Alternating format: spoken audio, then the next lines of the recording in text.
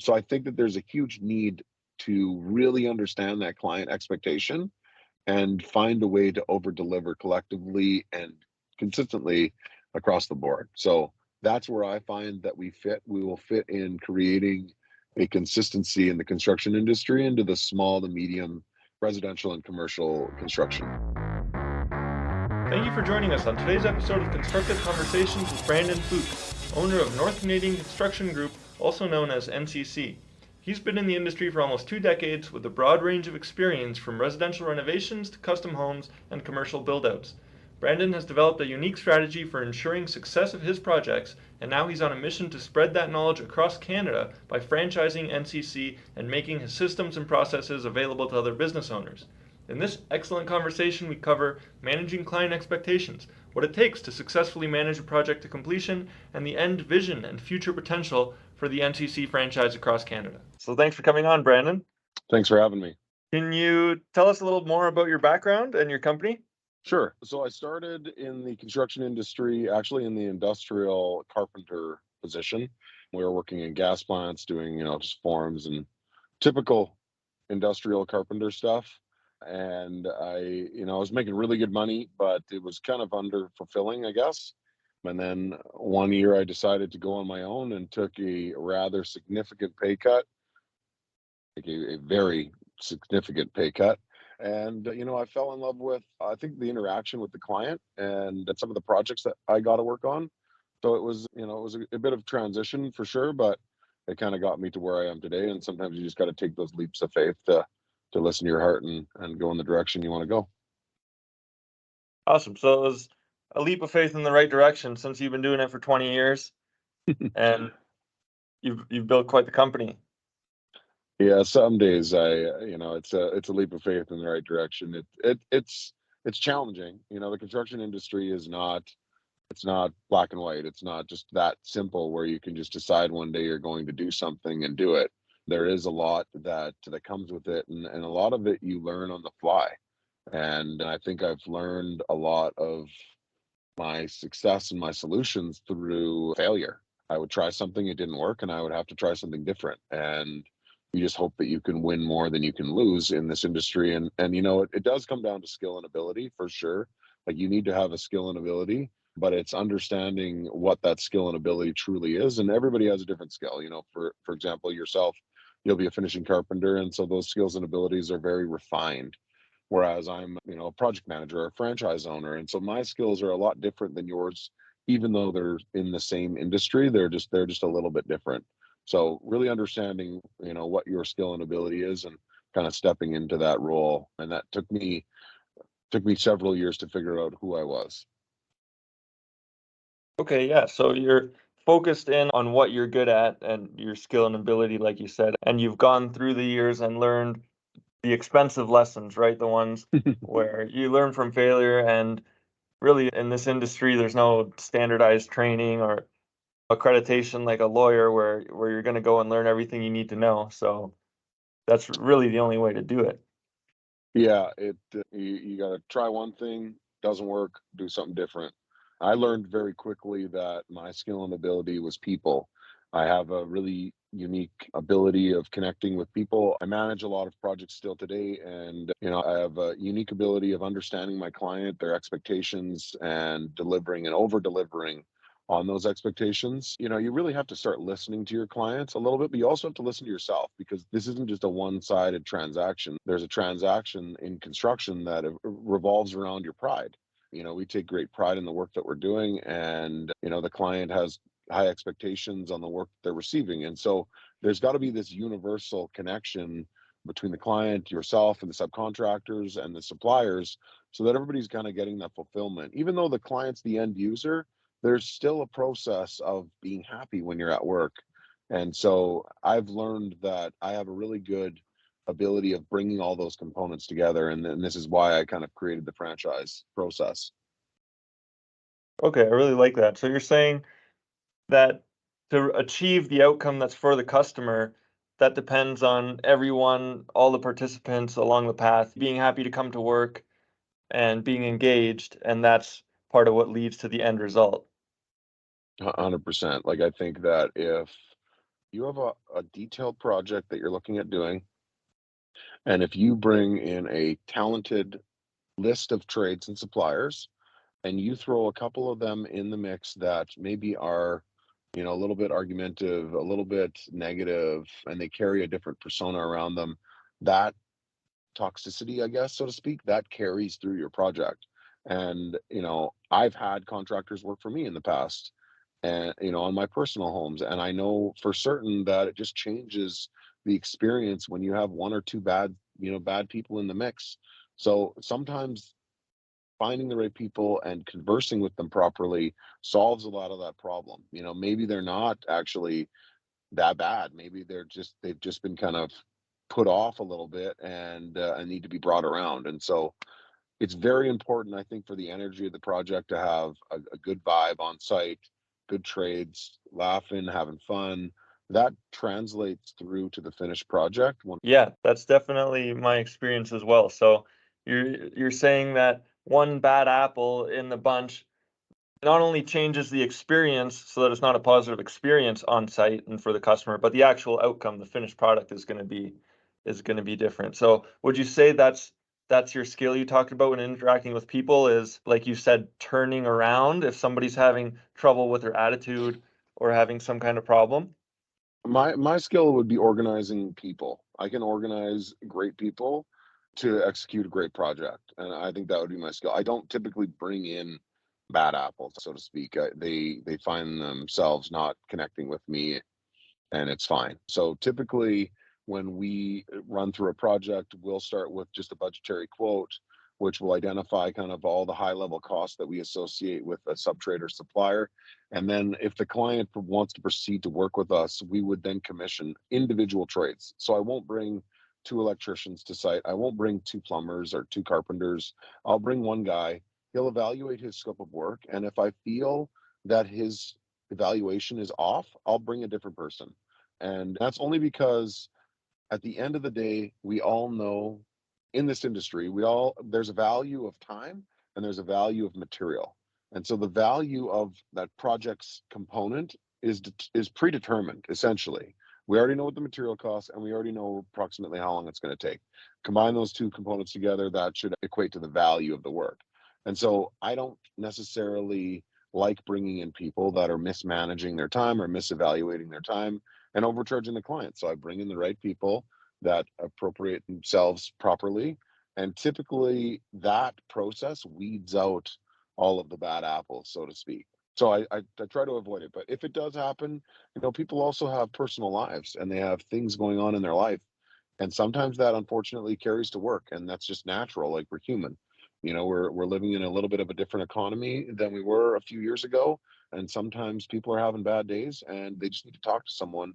And so being there for that individual as a support system, whether it's your client or a subcontractor or a supplier, I think is really important in just having an open mind to understanding that we're all human. I like that. So when you're trying to find the subcontractor, so this is going to be relevant for other contractors or for homeowners who want to hire.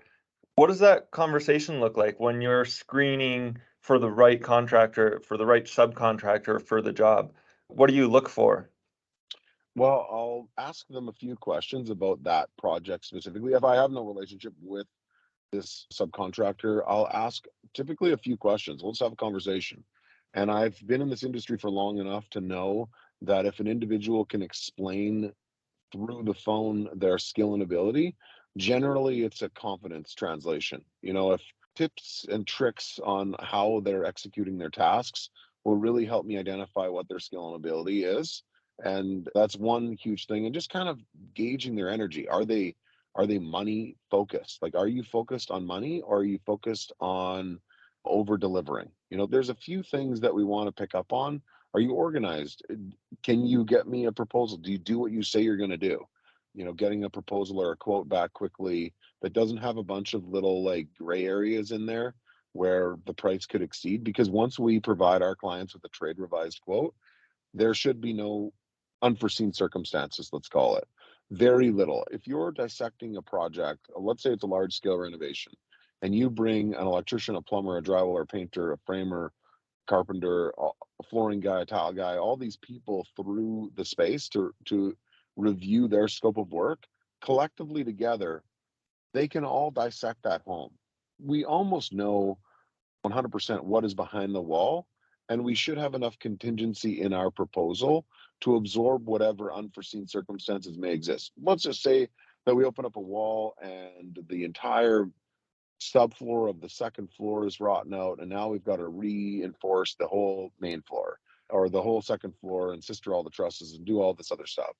Obviously, that's an unforeseen circumstance. But if you say that you needed to add another electrical plug here, another pot light there, like that is petty. And hitting the client with a bunch of $100 change orders here and there is just not how we like to do things. So I like to build a relationship with the right people, and that uncovers itself very, very quickly through just an initial call. I see. So you can cover that off based on their conversation, their ability to be conversational about their trade that conveys their expertise. And obviously, your experience comes into play there because you know what they should be saying and how they should be talking about it. Right. Awesome. I've had the conversations before, and for sure, it's not just a conversation. Obviously, like you got to meet and make sure you've got all your teeth and all the things like that, and make sure that you're well spoken. Your truck doesn't look like an absolute disaster. You open up the back of your trailer and there's shit falling all over the place. Like that just translates into the project. So finding somebody that's organized and takes pride in their work is a part of it, but you can generally hear that just through a conversation. Going back to starting your own company, and now you've moved into a phase in your business where you're franchising out. Can you talk about that journey and how you got to where you are now?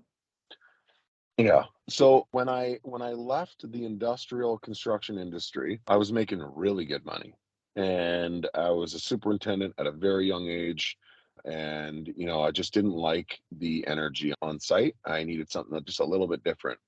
And so there's a couple projects that came up through my family, and I was always renovating and doing those types of tasks, on the weekend or whatever. Then I'm like, you know what, I'm gonna take a layoff here, and I'm gonna go play with these projects, and we'll see what happens. And I just ended up never going back. But I learned a lot. I wanted to provide an A-level service, and I was only finding, I guess, B-level clients. And so it was very discouraging, going to work, doing these projects. And even today, like I want to deliver a high level project for a high level client that has high expectations. And sometimes you just don't find all of them at the right time. And so when I was going through that process, when I initially started, I found myself struggling a little bit with trying to find a way to manage the expectations of my clients, as they were all just a little bit different. And I came into a business called Superior Garage. It's a garage customization company, and I ran that business alongside my construction business for probably about 7 years. And that company taught me how to manage high profile clients' expectations weekly. We were executing about 12 garages a week, and there was a quick turnover. So you're looking at lots of projects, you're doing the job, you're completing the project, you're getting paid. So that transaction of that high level client was happening so frequently that I noticed similarities in the construction industry and things that I could change with my business in the construction industry that would be more aligned with what we were doing in the garage industry. And then there was this transition in time where I was like, you know what, we're really good at construction. We're not telling anyone that we're doing this. We're just going to start telling some people. We're going to tell some people, we'll see what happened. And we exploded. As soon as we started sharing that our experience was, expectation focused, we were focused on over exceeding expectations. And so that whole process of managing those multiple conversations weekly, monthly, daily with high profile clients with garages really translated into the construction industry. And, there was a point there in time where I was like, okay, like let's set up another guy in another city and another city and another city. And I personally, I thought it would just be easier to own everything and manage all of these these project managers. And then I quickly realized that project managers maybe aren't necessarily as invested as a business owner. And so I'm going to flip the script here a little bit and I'm going to convert this into a franchise owner. And so the reason I went down the franchise owner opportunity or path was because I wanted to share my life experiences that I learned along the way to fast track somebody that was getting into the construction industry. Let's just say, for example, somebody starts in construction and they've been working alongside a custom builder for 5 to 10 years. They've obtained skills. They can manage a job, and they're probably managing and executing millions of dollars worth of work, and they're being underpaid. And at some point, that individual may consider going on his own. And that individual is going to struggle because there's a lot of things that they don't know that's happening behind the scenes that that business owner is trying to navigate. And so even though they've got a skill and ability, jumping into a business is a completely different game. And so I wanted to create a tool for those individuals who are skillful, knowledgeable in that industry and are considering going on their own and give them an opportunity that we can coexist together. So my franchise essentially offers business support. So we offer data entry, invoicing, estimating, cash flow management. We manage payroll, receivables, all the business tasks are managed within the franchise, and the external stuff of job site expectations, managing trades, all the things that they're probably already doing, that's their duty within the franchise. And so I went down that path because I tried to think about what I would be looking for when I first got into this business. And I always circled back to finding myself. If I could find someone like me that would help me and teach me, I think it would just have positioned me a lot differently in life.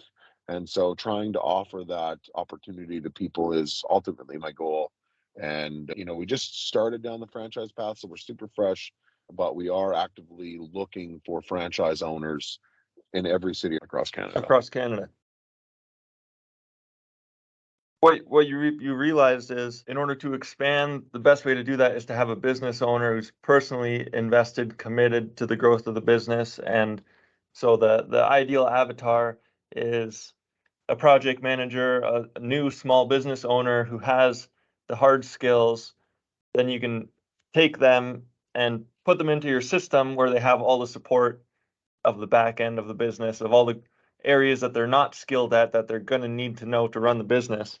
So when you were saying you were looking to find yourself, so could you say that you wish that yourself right now could have been there as a support and mentor to yourself when you were just starting out your business? So that's sort of the service you're trying to provide to these franchise owners, is fill in all the gaps, all the mistakes that they're going to make if they don't have the support and that guidance from somebody who's already been there. Well, yeah. So there's this word masterclass, for example. So you've got viewers that are listening to this, and you've got people that are following you on social, and those people aren't directly connected to your network. They're indirectly connected, but they're not directly connected. I'm trying to create a nucleus of individuals who have the same goals and aspirations, and almost creating an Optimus Prime of contractors. You have a skill and ability that's different than mine, and together we would be more powerful than just the one of us. But imagine creating a force of 150 franchise owners across Canada that could all coexist together and can all share resources and knowledge. I want to share the knowledge that I've learned with all of the individuals that we bring on as franchise owners, but I also want the franchise owners to share their knowledge with their team member, let's call it. Even though you might have a guy in Manitoba that's running projects in Winnipeg, and you've got a guy in Calgary that's running projects in Calgary, they're going to be a little bit different. And each one of those individuals have different skills and abilities. So connecting those people together and sharing that knowledge is really what I think the huge benefit here is. And that is still finding a person like me, but building a network of people like me that are designed to help share and make everyone else succeed together is really what the ultimate goal here is, because that would be very beneficial to me having a support network that is blanketed across Canada, helping me market my business, helping me manage my projects, helping me organize my decision processes, helping me navigate through complex situations. Like, let's say that you've got a challenge on site that is way over your head. What do you do when you're a single individual running a renovation company? You figure it out. Imagine if you could just pick up the phone and call another support person that is skilled in that industry, that specific task in another city, and solve that problem in real time. That truly is what I'm trying to create here. So the values in the team and the network where you have that support, you have somewhere to turn to instead of trying to figure it out yourself, making the mistake and then having to pay for it and learning Yeah, that lesson the hard way. yeah, and that's ultimately what happens is you do one of two things. You go down a path trying to solve the problem based on the best decisions that you can make in that moment. Maybe you're successful with it, maybe you're not. Construction is there are trade standards and code requirements. There are still variables on every project that we are forced to make decisions on that could be good or could be bad for the business and for the client and for yourself. What does this experience look like from the customer perspective? So, from your customers, and when they're hiring a company that has this network of support, how does the experience differ for them than if they're just hiring Joe Blow running his own little outfit? Okay, well, I'll use this analogy. Imagine construction as a cheeseburger. So the world has got cheeseburger projects all over the place, but none of them are really labeled. They all run their own cheeseburger, build their own cheeseburger the way they want to build it, and there's no cohesive process on how that is all put together. And so that's been running for years and it seems to work. Some people do a really good cheeseburger and some people do a shitty cheeseburger. And, some people do, a little bit different cheeseburger. But then imagine that somebody like McDonald's came into the picture and they built, and I'm not saying that McDonald's has the best cheeseburger. Let's not get that twisted. I'm just saying that McDonald's has consistency. And so imagine that McDonald's dropped into the world of Canada and the construction industry and started providing a consistent cheeseburger that you could receive in every single city. And that experience is documented. It's the same. It's organized. It's methodical. It's well planned out. And so, from a client's perspective, whether or not our customer lives in Calgary, Toronto, Vancouver, Manitoba, or if they've got associates in those other cities, they can refer that contractor in that city because they know that experience is going to be very similar. And so from a client's perspective, I think that it's very beneficial for them because we're here to focus. We're focused on exceeding customer expectation, but we're also focused on ensuring that we can manage our own expectation and manage our subtrades expectation, our suppliers expectation, and also the people in the country. We also are part of a lot of nonprofit activations, and so that kind of brings the whole country together. And so, from a customer's perspective, although they might just have a small little renovation project or an addition or a build or whatever it might be, that project still is a component of the success of all of the other locations. And so we are focused on exceeding their expectation and we're focused on providing them with a consistent process across the board in every city. And so in comparison to other companies that are focused on one little task, they're focused on one little job, they don't have the resources that we will have to navigate through complex challenges. We will have a better nucleus of support for our clients, our trades, and the individuals who are executing the projects. So, from a client's perspective, when you've got happy juju on site, so to speak, your project will ooze that happy juju. And then they end up with a product that they're a lot happier with. So, basically, with that model, I could be living in Edmonton and I have North Canadian Construction Group did a custom home or they did a major reno for me. Now my job changes and I'm moving to BC. I could say I'm going to hire them here in Vancouver and I'm going to get the same home renovation, or I already know that I'm going to get the custom home. It's going to be the same experience. They're once again going to exceed my expectations. And then I can call up my cousin in Toronto and say, hey, if you need to do a big reno, call North Canadian Construction Group. This was my experience, and they're going to have the same experience in Toronto than I had in Edmonton or in BC. Yeah, Is that and that's the theory, right? But we all still are running this with people.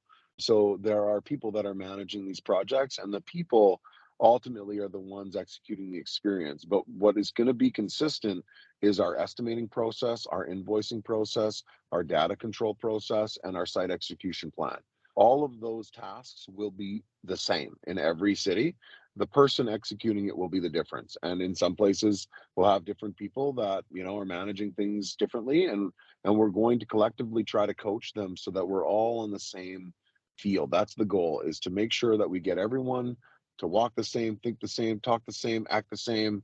And these are just things that we've learned and things that we'll continue to learn over the next decade on what we need to do to overexceed our clients' expectations. that's comparable to going into McDonald's? You're getting the same cheeseburger, but there's somebody different serving it to you. They're going to greet you differently at different stores. There's different people behind the counter, but at the end of the day, you're getting the same cheeseburger wherever you go. Yeah, and here's the thing, McDonald's has it figured out. Like, I don't think you would get greeted differently at the restaurant if you pulled up in one city or another. I think the personality might be a little bit different, but I think they've got it figured out right down to the greeting on how that needs to be done. And honestly, I do too. I have that experience figured out right down to the T on how we need to approach our clients, navigate situations, who's right for us, who's wrong for us. And so those things, all of those little things are important elements in creating a customer experience and making sure that you're working for the right people. So do you have a training system in place to get that sort of standardized messaging? What does that look like for somebody who wants to be a franchisee when they're starting out? Well, right now the franchise buy-in is $30,000. So it is very undervalued, and it will be reevaluated once we get to probably about 10 franchisees. And with our franchise, we've got all of these great ideas, training modules and, opportunities to help, improve yourself, but all that comes with cash. So we need to build this business together. Once we're at, let's say 150 franchise owners, the resources are going to be exponentially different than they are right now in the infant stages of this franchise expansion. So for the first 10 people that are getting in, they're jumping into an opportunity that will position them in a really good position. The people for the next 10, 20 to 30 to 40 franchise owners, the buy-in's probably going to be closer to 100 grand. And that's only because the seat that you're buying into is already more established, more organized, and has a lot of those detailed training modules. I have loose organization of several little tiers that we're going to be providing, but the concept of what we're doing is all established. And so we don't necessarily have all of those components organized at the moment because they have to evolve themselves. Those first 10 franchise owners are going to be components that are going to be building those training modules collectively together. We're going to be kind of working together. And the idea is that wherever we go, we all go together. And so building that into the franchise right up front. Like, I'm not going to create a system and just authoritate this is how it's going to be. I have an idea of how I believe it's been successful for me. And I believe that this would be beneficial for many more.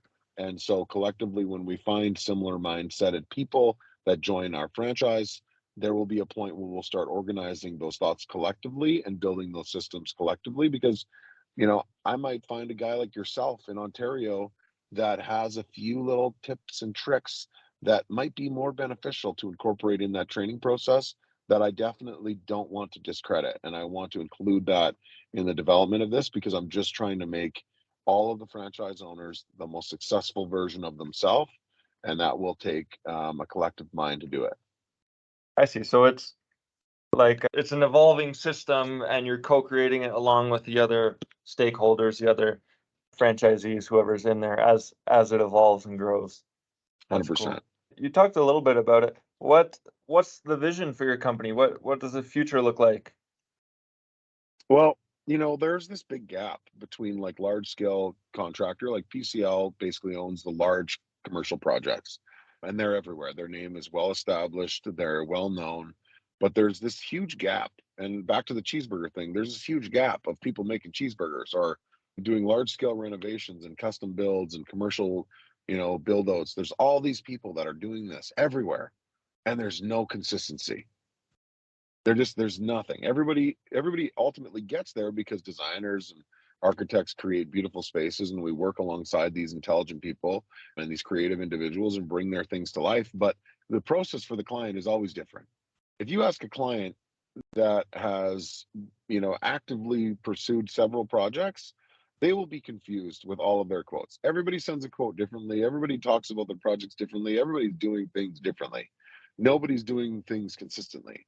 And so I think that we fit right in the middle under PCL, those large scale projects, above from the small little projects, and everything in between. And we provide a service that is consistent everywhere. And that I think will be a huge reconfiguration of the construction industry because there's a desperate need for consistency out there because the clients have no idea how to read your quote. When you send a proposal, they don't get it. They're so confused because most people are building proposals or quotes and these packages from their perspective. They don't have the ability to resourcefully gauge a larger audience and find out really what does a client want to see? What does a client want to feel and experience through that process?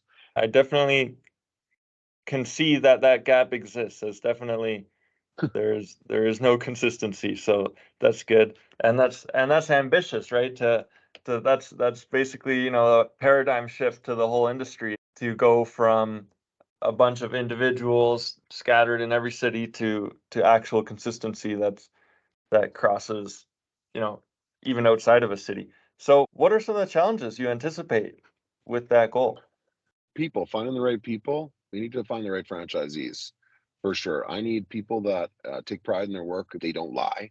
They're consistent with their communication.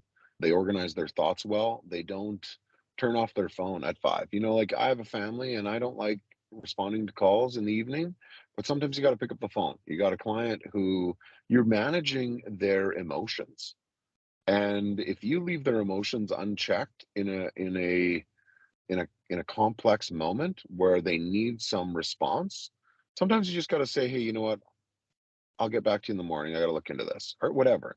So finding the right people that are confident enough that they can navigate that and not because if I had a franchise owner in another city that wasn't answering a client's requests after 5 because it was 5 and he had things to do and that was his consistency and there was no communication, that's not my guy. I need a person that is emotionally connected to their clients and their thoughts. And so finding the right people will be huge. And then cash, obviously. Like I'm here in Calgary, expanded this way from Saskatchewan. And I'm currently actively pursuing buying groups that are heavily interested in partnering with us and building a bit of a board. So that cash will supercharge this growth and create that opportunity a little bit faster. So partnering with the right people corporately and also partnering with the right people on the franchise level is going to be the biggest challenge, but the industry needs this. So it's not impossible. It's all about checking off those boxes one after the other. So I think those are going to be my two biggest hurdles: finding the right franchise owners and finding the right board directors and investors to help bring this all together. Do you have an idea of where you find that type of person? Like, are they young guys? Where does that person live? Where are you gonna find them? Well, I've been navigating that since February, I guess, and I thought it was one person. I thought that person was one place, and I continuously learn again that they're in different places. I think the ideal avatar for my franchise owner, he is a younger guy or girl that is confident with their skills and abilities and wants to be taught and coached and mentored by a group of like-minded people. He's going to be family orientated. He's not going to have, when I say him, I mean he or she. They're not going to have, addiction problems. They're going to take pride in their work, and they're really hard to find because quite frankly they're not on social a lot, and maybe they are and I just haven't come across them yet. But I know that finding this little grain of sand in every city is going to be challenging, and I want to find the right person that wants to make an impact on the construction industry and be that position of change. Imagine whenever became PCL, there was a few guys in a room that had an idea, and that idea has evolved. We're in the same position. It's just one guy in a room. And I'm trying to associate myself with like-minded people that want to create that legacy. I'm a family man. I've got, two active kids that are both active in sports, and I want to create a footprint on our country, knowing that, hey, my dad helped create this huge impactful construction company like PCL. We abbreviate North Canadian Construction Group as NCC, and that was not purposeful to, elaborate with PCL or anything. It was just the idea that let's just simplify it. NCC flows really well. North Canadian Construction Group represents all of Canada, and it's a group of people that are trying to actively change the construction industry. So finding those two avatars is challenging and expensive, and I'm patiently navigating through that process every day. Can you talk more about the footprint so that NCC would leave? So how do you see that impacting, affordability of residential housing? How does that in the long term impact the housing market? Well, we're not a production builder. We are a custom builder. So we provide a service for typically business owners. We'll manage their personal home, we'll manage their vacation property, and we'll also manage their business. And so what I think it will do is it'll create more of a collaboration and connect Canada. There is a bit of a disconnect from one province to another between trades.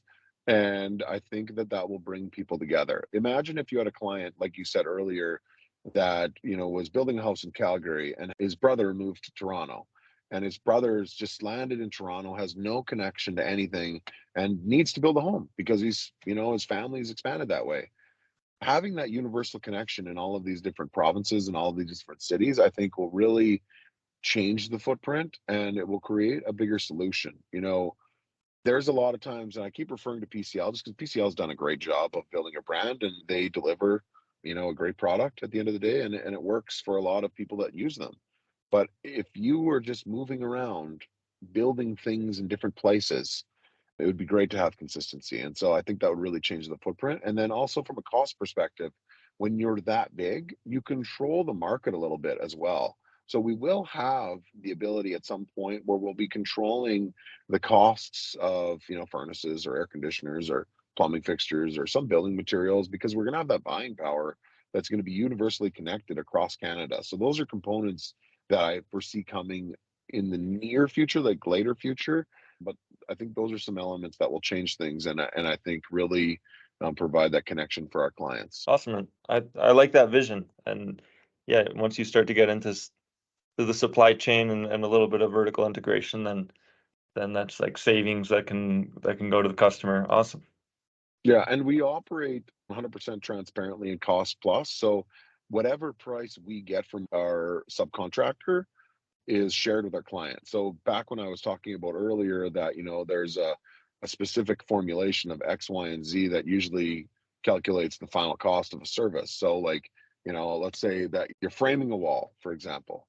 The material to frame the wall is X, and the labor to frame the wall is Y. And those calculated together will create Z.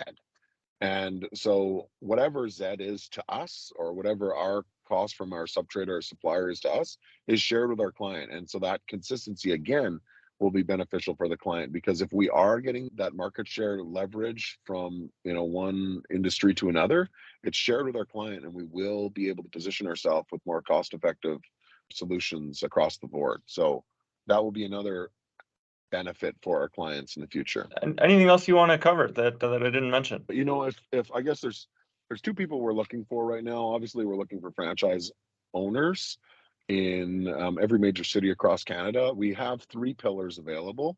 And so the first pillar would be a service guy. This individual would be maybe a little bit older in the construction industry. Maybe he's a bit retired, but he has skills and abilities to service anything, a door, squeak, whatever. Those things are always out there. They always need to be done. And we want to set somebody up in every major city that can provide those services of hanging a picture, fixing a door, adjusting a window, whatever there might be. We want to have a guy that does that.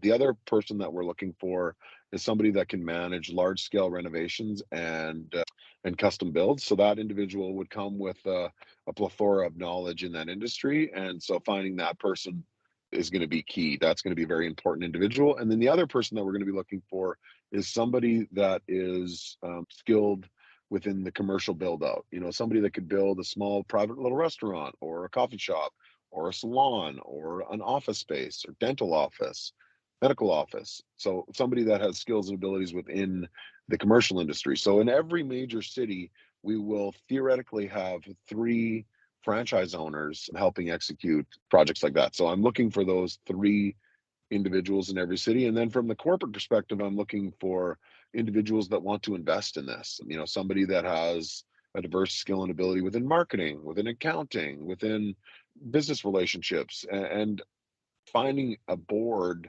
that isn't just writing a check. I've had lots of people offer money to be a part of this. I'm not looking for money. I'm looking for money with a service. I need somebody that comes with some skills and abilities so that we can bring that all together within the business and make this truly successful. The construction industry is a $1 trillion industry, especially when you're touching all of Canada. So finding the right people that will help bring this together is really what I'm looking for. And they can find me anywhere on social or online. If you just Google Brandon Fukes or North Canadian Construction Group, some way, shape, or form, you will find me. And if you can have a conversation with me, then that could create some opportunity for you. That's great. And we'll put your website and social media links in the show notes. So those will be there if anybody wants to click on that. Awesome. Well, Brandon, it was great to have you. Thanks for coming on the show. No, I appreciate it. I appreciate the opportunity to get in front of your network. And, this is a great podcast. I've done a lot of different podcasts, but, generally the podcasts that I'm on are about business. And so having one that's, focused on construction, I think is needed. And so thanks for putting this all together. Yeah, well, I like your message, and hopefully somebody listening is resonating with what you just said, then they can reach out. And if they're looking for that opportunity to have the system in place so they can do what they love doing and what they're good at and have the rest of the business taken care of. That sounds like a really great opportunity. That's great. So yeah, thanks again. It's great to have you. I appreciate the support. Enjoy your day. Awesome. Thanks.